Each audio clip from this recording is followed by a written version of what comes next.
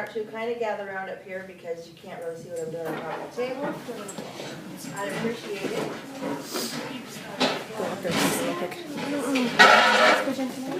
That's not loud and Alright, so everybody can see? This is your standard coil of building utensil.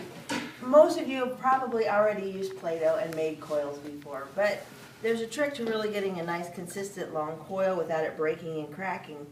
One of the things you want to do is kind of squish it out to begin with in your hands so that it looks, well, you know what it looks like.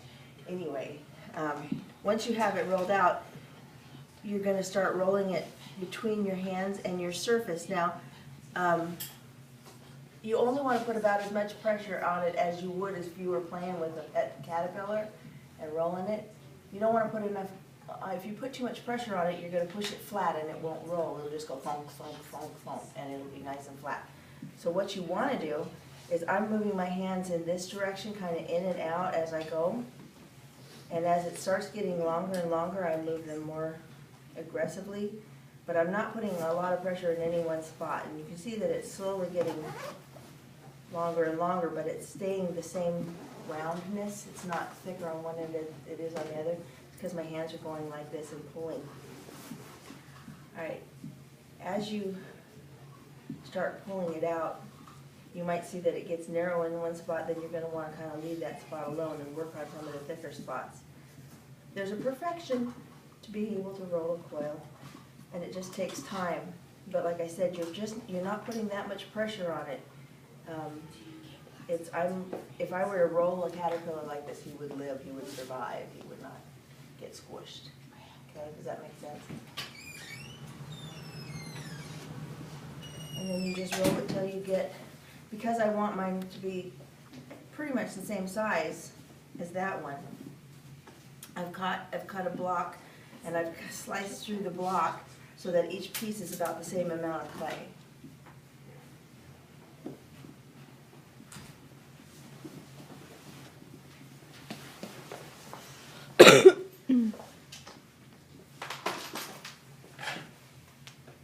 So once I've got one that's similar to that, then what I would do is one of these things that I'd cut out, I'd squish it between my hands.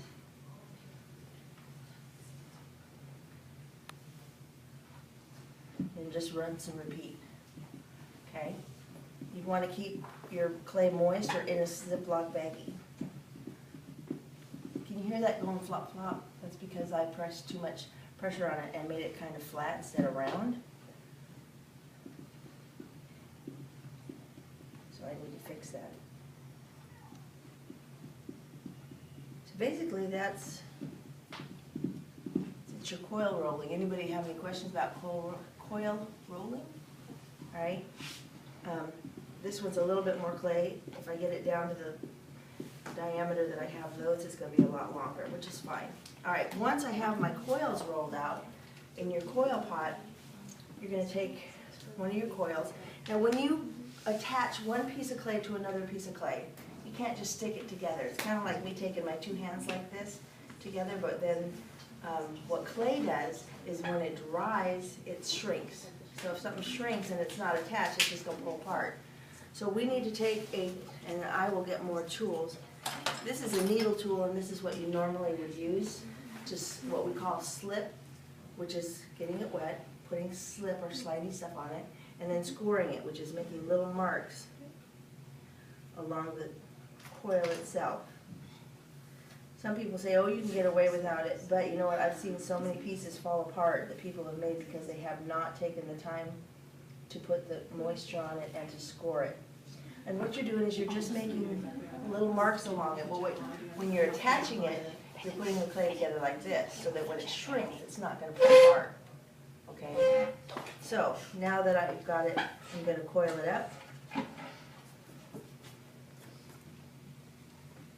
into what's going to be the base of my pot, making sure that those score marks are on there. I can flatten it out a little bit. Now I'm going to put this is the base of my pot. I'm going to add clay to this top part of it, so I've got to score it. So each little piece that you add on there, you need to rough up. There's no You don't have to be meticulous and have these perfect little marks, but you do have to have them there. When you're building sculptures or anything, anytime you're attaching one piece of clay to another piece of clay, you need to rough up the surfaces that you're, and I put my slip, or actually this is just water. I have slip that I make up, it's clay and vinegar. Anybody allergic to vinegar? And then you squirt a little of that alongside the seams. So then I just start to build up my clay pot by going on top. And I go around. I build it up like this.